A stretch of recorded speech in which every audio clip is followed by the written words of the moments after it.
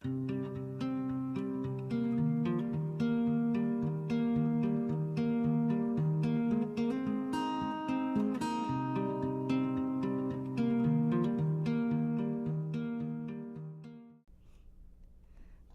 ready? Ready. Oh, I think we're going.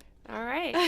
Podcast number 3 for Hannah here. I'm with my friend Erin Winter from work. Hey, Hannah. She's actually like really calm, which is so surprising. Really? But wait, what were you saying earlier? You did like news broadcasting? Oh, when I was in elementary school, I Uh-huh. did the morning news. I was Oh. a newscaster. That's some high pressure and so stuff. that the green screen back there reminds me of that. Yeah. Well, kids are relentless, so I Yeah. feel like that would be way more nerve-wracking. Well, I thought I was a lot cooler than I actually was. So I was like, yeah, this is awesome. But I feel like that motto has kind of followed me for my whole life, where I'm like cooler than I actually am. I feel like in 7th, no, I know exactly what you're talking about, because I feel like I had that until like 7th grade, and then things, for whatever reason, things like started to change. I just got more nervous, and you maybe start to learn more about like social norms. And, like, people. Middle school is tough, man. Yeah. I hate middle school. Could not pay me to go back. I say that every day. I'm trying to get back to my 5-year-old self. Yeah. Yep. Yeah. I'd probably shoot for like 9. 9. For me. Yeah. Yeah. That's a good age. That was a good age. So basically, I was on a run, and I was thinking about why I like to do these podcasts and things like that, and the YouTube platform and scrapbooking, and I think a lot of times it feels like your days are suddenly, like here we are, January 25th, 2019. Crazy. I've been here for a year and a half. How long have you been here? It'll be 2 years on March 6th. Right. Yeah, so almost 2 years. And then I feel like sometimes you're like, oh, like I'm just going to, we're both nurses at a pediatric hospital, and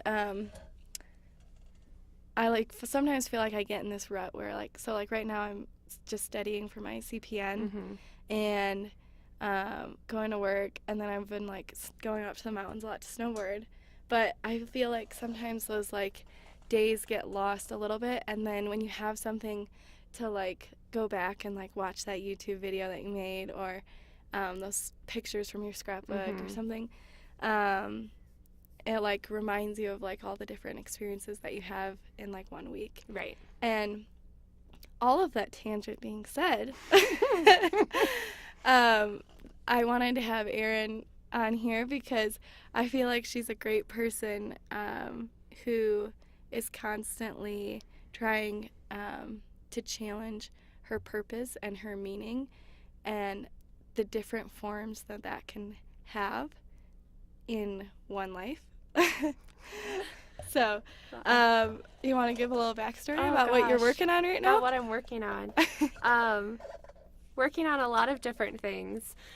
So like Hannah said, I'm also a pediatric nurse, so that takes up most of my time, do that full time. I have lots of hobbies and stuff that I do also. I also ride horses, and so I compete in dressage with my horse Goose. And so I ride 3 to 4 days a week, and going up and back to the barn and doing everything I need to do usually takes me about 4 to 5 hours. So that's a pretty big chunk of each day. And then I am also a photographer, and am recently on the mission of launching a successful photography business. We're not quite at the successful part, but that is my that is my goal, is to eventually get there. Yeah.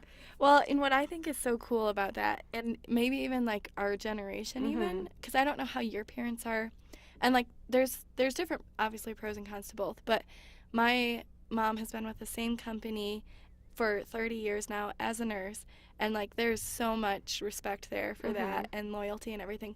But I think it's also cool that like our generation is like, yeah, I'm gonna do this for a couple of years, and then maybe I'll switch it up, and then maybe I'll switch it up again, and why not? Yeah. Like, yeah.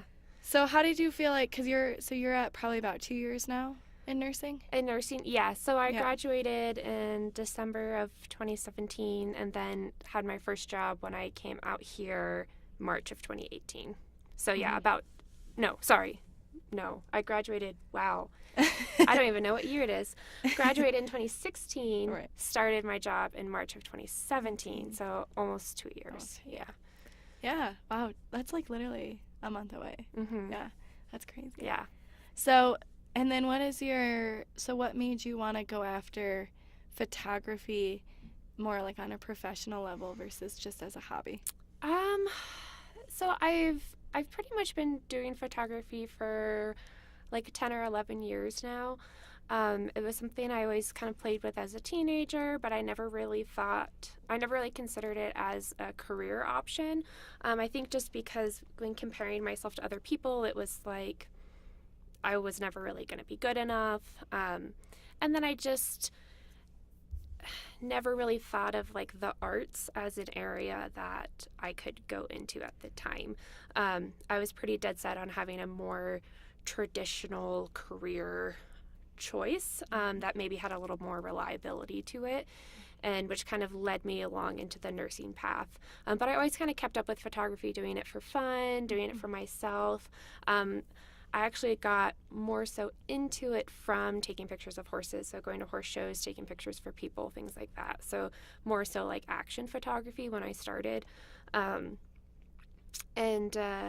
Then over the past couple of years, I started taking pictures of friends, pictures of family, started having friends and family ask me like, hey, can you take some pictures for me?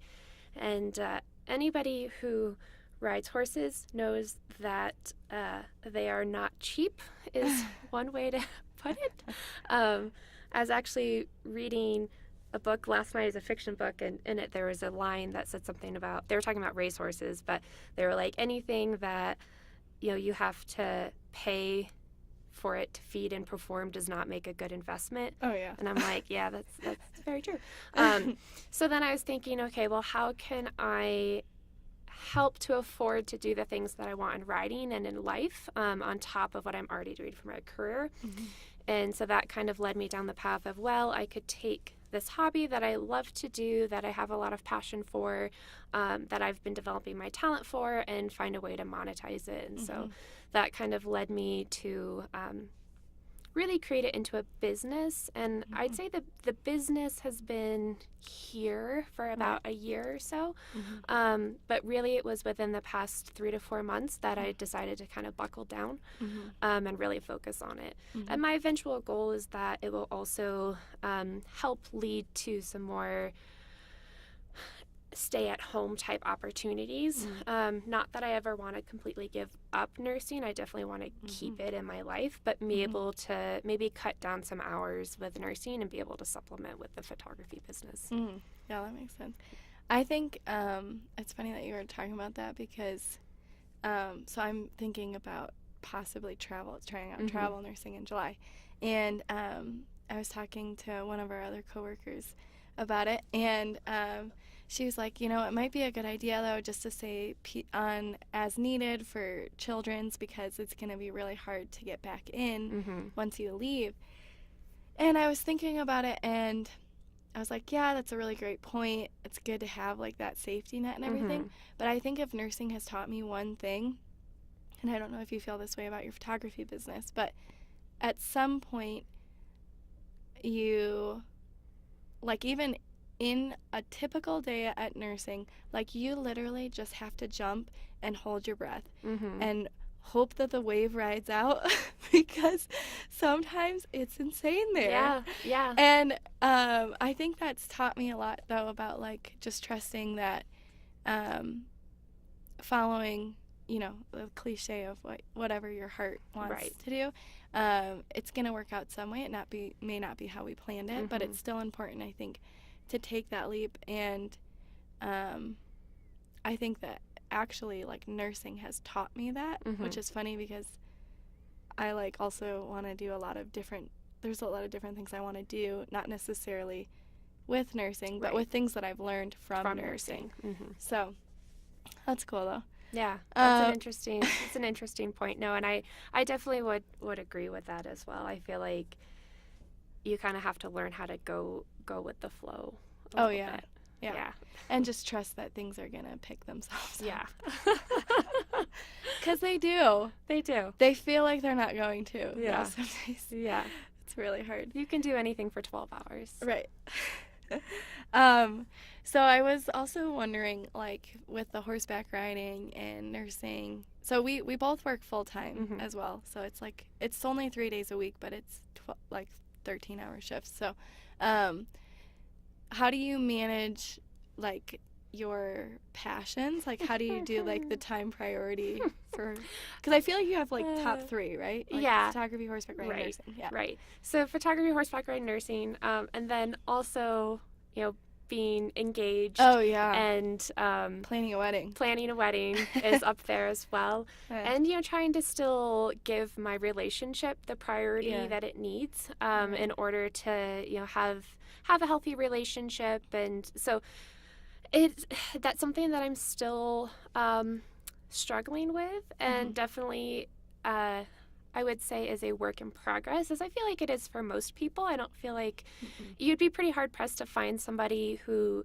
is like, I'm fantastic at managing my time. Right. I know there's people out there. I am not one of those people. Right. I also feel like those certain, like, you kind of have to take each day. Yeah. And feel like, because sometimes, so I kind of have a lot of, that. I have a couple different hobbies. And some days it's really good for me to work on music. Right. Because I'm just there and I'm, like, in that zone.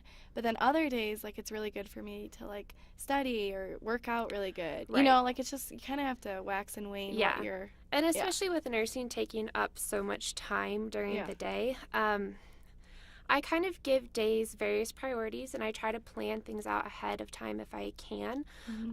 If I'm at work for nursing, that's my priority. That's where I am. That's where my attention is. Yeah. However, that being said, I do kind of manage some of the business aspects of my photography a little bit while I'm at work. Whether that's ethical or not is a different debate. But, while I'm taking bathroom breaks, on lunch, things like that, I'm responding to messages to people, putting out advertisements out there, things like that, trying to kind of multitask as much as I can. When I'm at the barn doing the horse stuff, I can't really do too much else while I'm there. That's 100% where my focus is, but that's also kind of my that's my relaxation and where my relief is. So I don't really try and multitask it. Right. Yep. Like that's how I de-stress, is by being at the barn, being with my horse, riding, things like that. And then when I'm at home, just trying to use my time effectively and efficiently. So kind of evaluating what I'm doing. Am I playing Candy Crush for an hour right now? Do I really need to be doing that? Is there something else that I can be doing instead? That being said, I'm not super productive after about 9 o'clock at night. Yeah. So I give up a little bit at that point. Yeah. Luckily with the photography stuff, because I do really love doing it, and it is something that I have a lot of focus and passion on right now, it's easy to kind of fit that into other areas of my life without feeling like I'm working. Right. So even on my days off from nursing, I might be doing photography stuff for a couple of hours, doing shoots, editing pictures, doing like educational opportunities online, but it doesn't necessarily feel like I'm working. Right. And so that kind of helps with the multitasking, because it's something that I really enjoy doing. It's not like, cleaning the kitchen or something where I'm like, I should be doing this, but I don't want to. Do you feel like having, like, the photography business has helped you, like, stay more present and try to stay, like, more, I don't know, like make work, like our nursing job, make it less of work? Like change your mindset at all? Or not really? I wish I could say yes to this answer. Well, I feel like that's like something that we have to, because we have to be there. We have to clock in, so it's a harder thing. But that's something I feel like it's actually gotten a little bit harder for me, because I'm wanting to put more time and more of my focus and energy and creative energy kind of into photography. So when I'm at work, 90% of the time I'm happy to be there, and I love working with our patients and our families, and the coworkers that we work with are incredibly awesome. So I enjoy being there, but there's always kind of this other little part of me that wishes you were working. That is kind of diverted its attention, as opposed to maybe before, when I didn't really have that on my back, not necessarily my back burner. I didn't have that other aspect of my life. It was just like, okay, like, this is it, and that's, I don't want people to think that I'm like not present when I'm nursing, because I'm there, and I'm, well, I think that's like a relatable concept to any job, right, is basically what I was trying to get at. Like, so I mean, I guess my presence in nursing necessarily hasn't changed, but I do sometimes now wish, like, oh man, I'd rather be working on these pictures that I just did that I'm really excited about, or I'm doing a 4-week workshop right now that has like online courses and assignments and things like that, and so I kind of now have that sitting on my shoulder as well. Yeah. Well, I always like to put myself, though, like, let's say then we flipped it, and nursing was your PRN, you picked up shifts when you wanted, and then photography was something where you had to shoot for, 3 times a week. Right. You had to produce 3 sets of photos a week. Like, I almost wonder if it's not so much, because I think, nursing sometimes gets a really bad rep for, at least during respiratory season. We're just exhausted, and there's horrible things that happen. Yeah.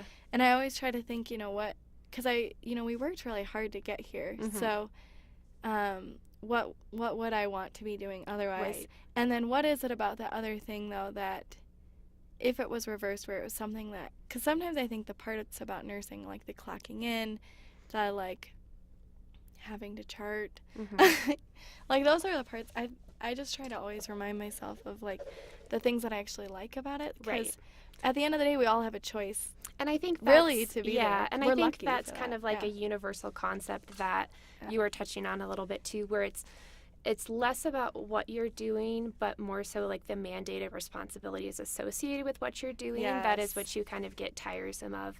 So like with the nursing, it's the the clocking and the charting, but kind of like dealing with management and dealing with scheduling and kind of those required aspects, whereas like with photography, you could go on the same thing. Like, I love taking pictures, I love editing pictures, I love working with people taking pictures. I'm trying to figure out the sales tax rules in Colorado. I do not like doing that. I don't want to do it. Like, that sort of, the required things, filing for taxes, managing finances, all of that's required to have a successful business. Right. Those are things that I don't necessarily like to do either. So I think, that is a really good point for everybody, like, regardless of what you do, is to focus on, okay, why am I really here? What's my purpose, and why did I choose to come into this in the first place? Be it something creative like photography or music, where maybe you're losing your creative edge, you feel like, or you're in a rut, or something like nursing or business or whatever you do your job for. And that's something I try to, like, with work too. I'll be walking into work and I'm like, okay, like, oh, I'm tired, maybe I didn't sleep well today, something like that. But then once I'm at work, I enjoy being at work because of what we do. Right. Well, and I like what you just said about, like, I think that's actually kind of really helpful to think about, like, everything you do. If it's a professional thing, it's going to have mandated responsibilities. And if you can, like, label those things in your mind and then just, these are the things that are a part of my professionalism. Right. And then remember and keep recalling the things why you're choosing to be there. Right. Because no one else is making you be there.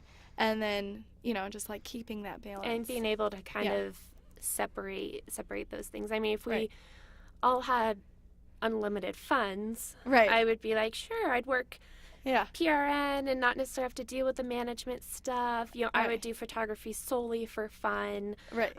You know, just to be able to kind of lessen those, Mm-hmm. like we said, kind of mandated responsibilities. Mm-hmm. But unfortunately, that's not real life. I mean, even with writing, there's aspects of it like I Mm-hmm. don't like paying my vet bills. Right. I Right. I don't like, There's parts of that you stuff to know, everything. cleaning, Yeah. like clipping my Yeah. clipping her hair or Right. cleaning my tack. But, Right. you know, there's parts of, like, I still have to do it if I want to Right. be successful. Yeah. And so it's kind of finding a way to get through those parts that you maybe struggle with, regardless of what it is, in Right. order to look at the bigger picture and be able to participate in whatever you're doing. You're enjoying, yeah. And I think, like, the people that are most successful at whatever it is that they're doing, I think it's those people that kind of, not forget, but they do a really good job at focusing on, like, the why versus the responsibility. Because I, like, really believe in, like, you feel people's energy when they're when they want to be there and they, like, are excited about what they're doing. I mean, it makes a world of a difference. Yeah. So yeah, that's just something that I try to work on too.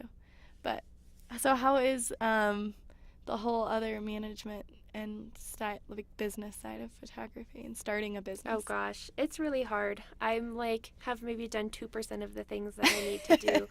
As of January 1st, I got my LLC, which is less fancy and complicated than it sounds. You literally just go on the Colorado Secretary of State website, pick your name, pay $50, and ta-da, there you have it. Now, and then I was able to use my LLC then to get what's called an EIN, which is an employee identification number, which is basically used by the IRS to collect taxes from me. Okay. So there's that. And I have my sales tax license within the state of Colorado. Okay.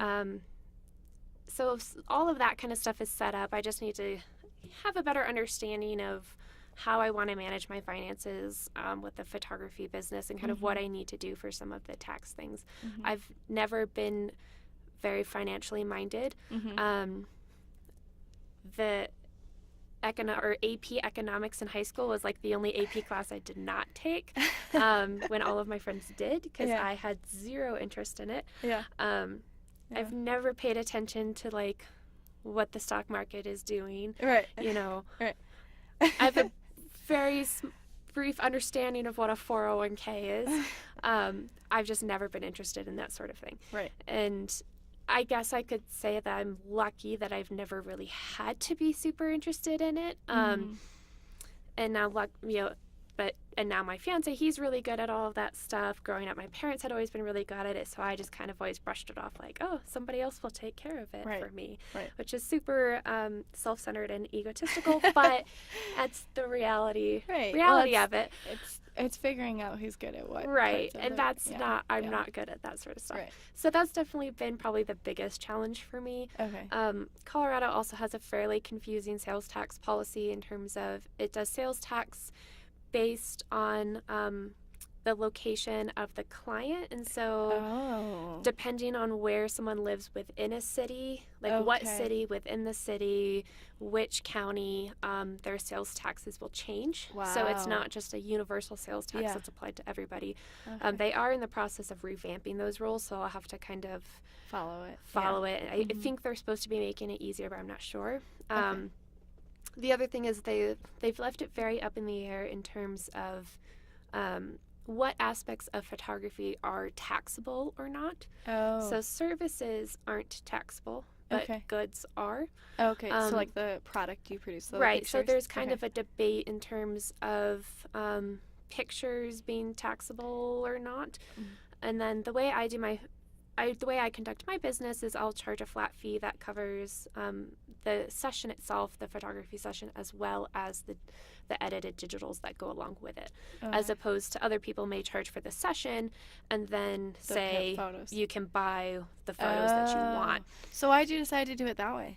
I did it that way because I like as a consumer, I like the freedom of it. Right. I am getting married this spring, and so I've already done my engagement pictures with my photographer back home. And that's how kind of she runs her business. So, we paid the fee and it came with all of the digitals. And I liked being able to look at, okay, here's 50 digitals that came from the session. Right. And being like, oh, yeah, I really like these X, Y, and Z. X, Y, and Z, and I love them, as opposed to having to pick out particular pictures to purchase and then deciding, do I like this picture enough to buy it? Right. Like, I kind of like it. So you give whoever you're shooting for, like, 50 photos then, essentially? And then they can print what they want, but they'll always have those 50 photos. So it kind of depends on the length of the session in terms of how many I deliver. Right.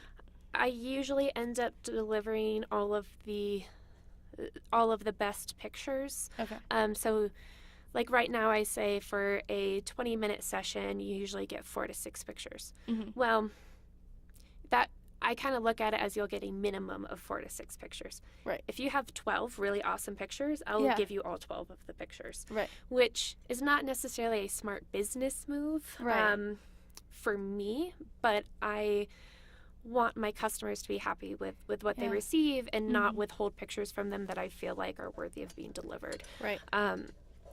And same thing then, like if you shoot for an hour, there's a minimum of this amount of pictures, but I'll deliver all of the good edited ones. Well, I was just thinking that's kind of nice too, because I feel like with time, which pictures you enjoy will change. Right.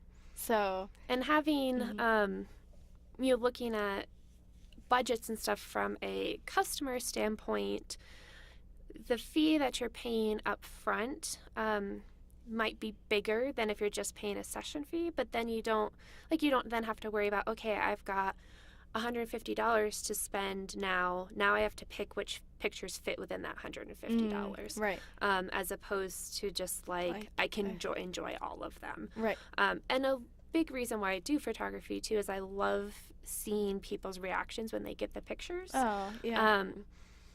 And I love seeing people like share the pictures and be super happy with them and have those memories to hold on to. And so while yes, I do want to make money, and this business approach is not the most effective in terms of making money, right, it's what makes me happiest as someone, as the provider of the service, but then also in a customer standpoint.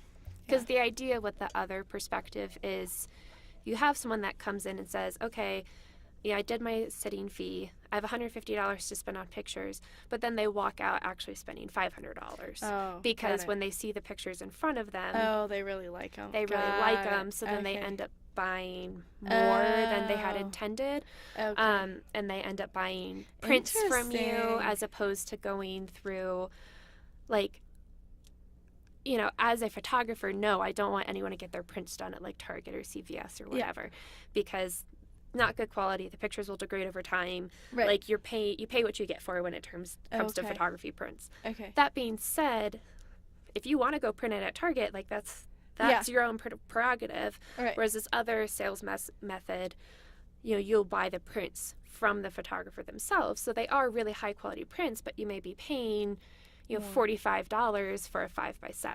Right. Got it. Okay. Which, being on the consumer side of things, I don't really like that, and I feel like it's not attainable for a lot of people. Well, and I feel like at this point, and maybe your business model will change, but I feel like, you're still like kind of like months into actually only. Oh yeah, I mean, I'm you're just trying to get your name out there, right. Yeah, and you could always change it all. Oh, exactly. There. I mean, my prices right now, I feel like are about a half to 2/3 of the average price. Okay. When I feel like my quality is above the am I the best photographer out there? Right. No. I mean, I still have lots of room for growing and learning. Right. Am I as good as the average photographer you'll find in the area? I would say I'm probably even maybe a little bit better, but my Okay. prices are still well below Well that, below. in order to help increase exposure, Right. build How my has portfolio. the marketing process of this all gone? Oh, Is it stressful, or have you found different tips that have like worked better than others? I've found some success through using Facebook ads. Okay. It's What is a Facebook ad? so you can do, like, I have a page on my Facebook for my photography page, Uh-huh. and you can do a post, and then they do what's called boosting the post. So you give them a set budget. So say I want to spend $50 and I want the ad to run over, I can spend $50 in 2 days, or I can spend $50 over 2 weeks. And that just kind of tells Facebook how many people they'll send the ad out to. Oh. So if it's $50 over 2 weeks, it's less people, but it's less people per day, but it's a greater length of time. So for me, I feel like that's more beneficial. And you can kind of put in parameters like my target population is ages 18 to 50 in Colorado Springs, or 18 to 15 and 18 to 50 in Colorado. Got it. You're more narrow. Or broad. Okay. Yeah, narrow or broad, and that kind of helps determine how many people that you reach. So when then those people are scrolling through their timelines on their Facebook, their news feed on their Facebook, and you see those little sponsored ads come up. Oh, yours will come up? So That's so cool. Mine might come up. Right. So that has led to some inquiries. There's also various Facebook groups, like one of them's called Word of Mouth Colorado Springs. Okay. And so somebody will be like, hey, I'm looking for any recommendations on a photographer that can do X, Y, and Z. And so then I'll comment and put my name out there. Right. But at this time, I'll put my name out there, but so will 45 other people. Right. So you're trying, So that's kind of the hardest part right now, is just kind of competing against all of those other people. Yeah. And I have... You kind of remind me, so my dad is a carpenter, finish carpenter, and he, unfortunately, in 2008, tried to go out on his own and just do, like, pick his own clients and just do finished carpentry. Well, it just ended up being a horrible time to do it. Yeah. But I remember him going and, like, bidding on houses and, like, looking at, and it wasn't until, like, once he did a couple jobs and then people saw how great and how high quality his work was, then all of a sudden it was, like, starting to spread a lot more within the community. Because, you always want, the same thing with pictures. It's an art, and it's something you're going to have for a very long time, so you really want... And that's what and that's what I tell people, too, when I give them their pictures, is I'm like, listen, if you're happy with the experience, if you can leave me a review on my Facebook page, that always helps. Yeah. Because if someone goes to a page and they see someone has 6 reviews and someone else has 30 reviews, you're more likely to go towards the person with 30 reviews. Just from, I mean, I did that with my own process in terms of picking vendors for my wedding. Right. So I'll encourage people to do that. I'll also encourage people, when they post the pictures to Facebook or Instagram, to, like, tag my business photography page. Okay. Via either the Facebook or Instagram platform. Okay. And so then that way, maybe their friends say, oh, wow, I liked those pictures, or that's such a good idea. Right. And that will then draw them towards me. Yeah. I can't enforce that. And it's just something I ask of people. So I would say half the time people follow that, and half the time people don't. Or they'll tag me in my personal Facebook page as opposed to my business Facebook page. Right. Which I still appreciate, and I love that they're sharing them. But word of mouth really is one of the biggest marketing factors for, I feel like, a lot of small businesses. Right. And it's probably a little bit more difficult here because it's such a big city. So it's not like this tight-knit. Yeah, it's a big city with an oversaturated market. Okay. And so it's like, I have my friends that I interact with and that they all know I do photography, and I have had most of my bookings from friends and kind of their referrals. But that is still a very small scope in terms of the larger picture. Right. Yeah. So how does your partner or fiance support you in all this? He supports me by when I go a little crazy. He doesn't kick me out of the house. And Sean, I love you for that. Is that hard to like I just feel like you have like so many passions. Yeah. And I wonder if that's hard to be a partner too, and then hard to be a partner with also sometimes, you know? I don't know. That'd be a question. Is that a good question? It's a question you'd have to ask him. Luckily, he does have a lot of passions and hobbies as well. That's what I was kind of he wondering. works full time. He goes to the gym 5 or 6 days a week. Yeah. He'll golf. He's actually also just really gotten into shooting. So he's actually taking his hunting safety course tomorrow, and so hopefully we'll have some fresh meat here whenever deer season is. I don't know. I told him he has to prepare it. Yeah. I'm like, I will cook it if it's already like cleaned and everything, but that's your job. Yeah. And he absolutely loves music. He has a record player and a record collection. Oh, cool. And he also loves being a dude, loves video games. So I guess, Lynn, what is a way that you feel most supported when you have all these different how I feel endeavors? most supported? Probably when,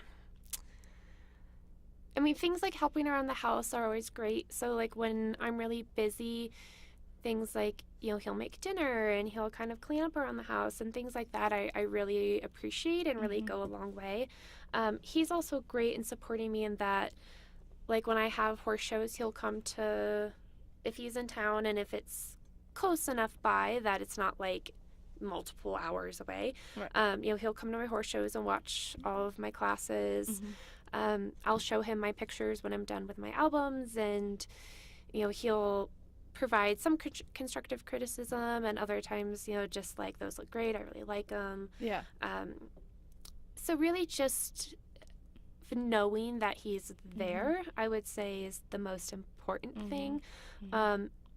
In terms of supporting, is that knowing I need him if I, him giving me the space to do what I want and what I need to do, but knowing that he's there if I need to. Right. Yeah. No, that's a good point. I was just thinking about, like, sometimes I feel like the best way I debrief from a day of nursing is just having someone to talk to. Like, you don't even have to say anything. I just kind of want to talk it out to almost myself. Yeah. And I always wonder if I kind of feel like that's pretty common among women. Yeah. And that's it's interesting. Different though with men though. Because I'll do the same thing with nursing, but I don't do it with him. Oh, okay. Yeah. I call my mom. You call your mom. Yeah. So my mom is my nursing debrief person. Yeah. Okay. And it's not that he will listen to me. Oh, yeah. And he will ask questions. Yeah. My mom is much more medically minded. She pretty much all of the language I would use, she's familiar with. If there's something really out of the norm, she might be like, "Hey, what's that abbreviation again?" Or what is that? What does that do? What does that treat? And so it's much more easy to have a conversation in terms of just like kind of talking and getting stuff off my chest. Yeah. So I don't really talk about work with him as much, just because I think it's a little bit more difficult, because then he'll kind of ask questions throughout the way, which, again, Sean, I know you're going to listen to this. Hopefully, I can figure out how to get it out of the platform.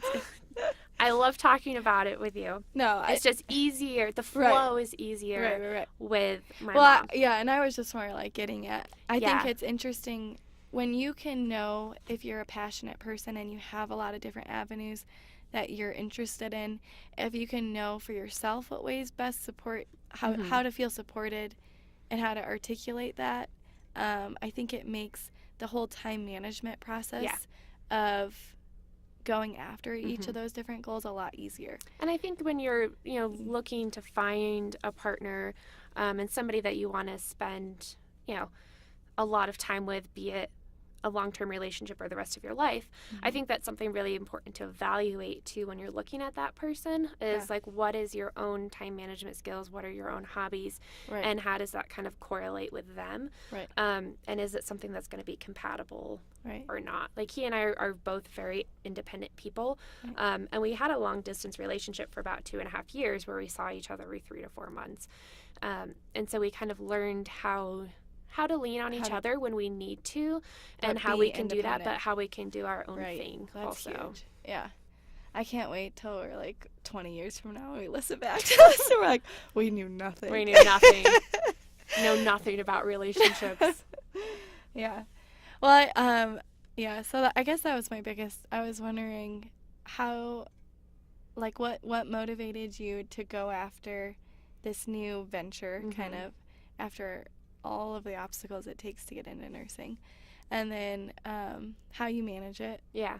And then I was just, like, how you still keep yourself grounded and still keep that fun, creative aspect of all of the different things that you're trying to do. Because I think those are, like, 3 things that, you know, when you're thinking about your meaning and your purpose here, those are, like, 3 common struggles that I think everyone goes through. And if you can figure out how to navigate through those for yourself, it'll make that journey and that experience that much more beneficial. Yeah. So. And I think a big part of that is kind of learning how do you serve other people and how do you serve yourself. Yes. And if you can kind of balance both of those things, I think that's one of the best ways kind of to help keep you grounded. And because if you're constantly serving others and not yourself, you're going to get burned out. And if you're constantly serving yourself and not others, then I feel like you start to lose a purpose in terms of, you know, not to get all theological, but in terms of why you're on this earth and what is your meaning, and what can you do to make a difference and leave it behind maybe a little bit better than it was. Is it different between nursing and photography in terms of because I feel like, at least, maybe I'm making a generalization here, but with women it's a lot easier for us to serve others and it's harder for us to serve ourselves in a lot of cases. And is it different with nursing versus with photography? Because it's a lot more intimate, I feel like, with photography, and it's a lot more personal, and you're really putting, I mean, not that nursing isn't like that. Is it different or not really? I don't really, I feel like I give a lot more of myself in nursing than I do in photography. Yeah. And it's not to, just because with nursing, I feel like I'm putting a lot more of my emotional and intellectual energy, usually, or more, I guess, emotional and physical, into the situation and into my patients and my families. Whereas with photography, I am in a very, you know, intimate relationship with my clients and the people that I'm shooting. But I feel almost like I have a little bit of this barrier where I'm behind the camera. And the way that I like to operate is I'll kind of set people up, but then I want them to interact with their surroundings or with each other. And so I'm almost more of like a third-party observer to that. And when I'm doing photography and I get a really great shot, or I'm doing an edit and it comes out and it's beautiful, it's really rewarding to myself. Whereas I feel like less personally rewarding moments in nursing and more rewarding, like watching somebody get better or watching an interaction with a family or things like that. So it's almost like with the nursing, I feel like I'm serving others, and with photography, it's more of like I'm serving myself. Interesting. Not to say that my clients are my priority, but I get a lot of kind of self-reward from it by being like, these people loved my photos. Yeah. No, that's interesting. Well, I was just thinking, because sometimes when I play guitar, I feel like it's a lot, even though it's a shorter period of time, I feel like if I really get into like what I'm singing about and things like that, I feel like I connect a lot deeper with who's ever around me versus, I think they're just different. I get what you mean, though. But that's also a lot more personal for me, too. I love, like, that feeling of connection, and it's so deep and it's so intense, versus nursing, it's like an extended long-term day. And you're really giving yourself, like, away. And I think in terms of, like, with playing the guitar, because I used to do theater in high school, too. So having that performance type of thing, I feel like is, you know, a very intimate experience with your audience, whereas with photography, I don't necessarily have an immediate audience. I kind of have some time to process and put forward the best version of myself as opposed to Right. It's raw. here on and this it's right moment. here. Yep. You have to do it. That's super interesting. So I think Do you ever feel like watching, so being that like third party observer, have you ever had that experience then, like if you're in a really tough situation or like really stressed out, like you feel like, do you ever step back then and like kind of take on? I do. Sorry, and I'm that's- getting real deep. No. I think a really good way in terms of coping Yeah. is to evaluate yourself from a third party position. Right. And so I do try to do that at home, and I do that a lot with my relationship. Yeah. So just to use an example, the other day we made plans to go to the gun range to go shooting. Uh-huh. And so I was like, okay, I'm going to go to the barn. I'm going to ride. I'm going to do it early. So that way I'm going to be home like around 1:30 and we can go because we had a couple other errands we were wanting to run. And then we were going to go out for dinner afterwards. Mm-hmm. So I was like, okay, cool. So I came home from the barn and Sean's on his computer doing finances and stuff. And I was like, hey, like, okay, I'm going to go shower and then we can go. And he's like, oh, well, I still have to go to the gym. I was like, what do you mean you still have to go to the gym? Yeah. And he's like, well, I really need to go to the gym. And I was like, okay, well, why don't you go while I'm showering? And getting And ready. because, it takes him like 5 minutes to shower and get dressed. And he's like, okay, I'm just going to finish up a couple of things and I'll go. Yeah. Okay, well, now it's like 2 hours later. Yeah. And he's like, okay, I'm going to get ready to go to the gym. Yeah. And I was all cranky Yeah. and sassy and mad because I was like, I could have been doing other things this afternoon, but instead I'm here waiting. And he went to the gym and I took a shower and I stepped back and I looked at myself and I was like, oh my God, Erin, you're being such a little, am I allowed to curse? Yeah. I'm being such a little bitch right now. Like, I can't believe that you're actually upset about this. Right. Like, he does so much for our little family. Right. And you're still going to get all this stuff done today. Right. Like, you need to chill out. Mm-hmm. And so I kind of had that reality check. And when he came home, I was like, okay, I'm cool. We're good. We had an awesome evening. Oh, good. That's huge. So I think that's a really important thing. Yeah. Like, no matter what you do, Right. be it work or your personal life, Right. is to step back and evaluate your own behavior and be like critical of how you're acting. Well, and I think what's helpful is being like, okay, I'm upset right now because I have so, like, well, just to use your example, like, I got to a horseback ride this morning. I get to go out to eat. Right. I get to do Right. errands with my husband because he's home. Right. And, like, when you look at it from that way, like, yeah, it's not, like, all on the timeline that I had expected. I think that's the best. I try to do that at work now because I was getting a little burned out from day shifts. Yeah. Mm-hmm. So I was trying to, like, think of, like, the blessings within the chaos. Yeah. So, like, oh, I'm so happy that you're mad at me about not getting your popsicle and that you're not coding right now. Yeah. Yeah. Yeah. Or I'm so happy that I even have, like, how hard I worked to get here, to get this job. Right. Have this car that I drove here. Or this kid that's, like, kicking you and you're Yeah. like, I'm glad that you're kicking me because it means that If you're you- not sick enough that you're not kicking me right now. I know, when they thank you don't get mad at for you. kicking me. Yeah.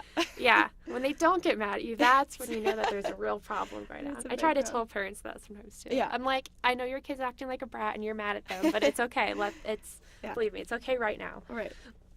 But no, I think that's definitely a good thing for maintaining a balanced life as well. Is looking from a third party perspective, not only critically but also. What are you actually thankful for in the big picture? Right. Like, our lives are pretty darn good. Right. Okay, cool. Yeah. All right. Well, thank you so much. Yeah, and thank you for having me. Erin Winter. Yeah. 2019. I'm 23 right now. I'm 26. I always have to think about that. 26. And we're primarily doing this for our babies in the future, Yeah. so they can listen back. They and hear, can listen back and be like, dang. "Dang, Mom." But if this does get out, and Yeah. anybody wants to look at my photography Yes. stuff, Put that plug in. yeah, I'm gonna do a shameless plug. My Facebook is Erin Winter Photography, and then my Instagram handle is, hold on, oh my gosh, Erin Winter _photo. Yeah. Sweet. Yes. All right. Cool. Well, thanks, man. Yeah. Thanks.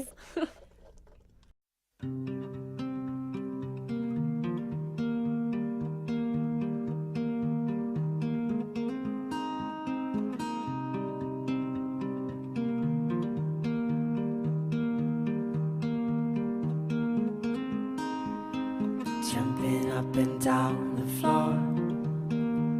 My head is an animal.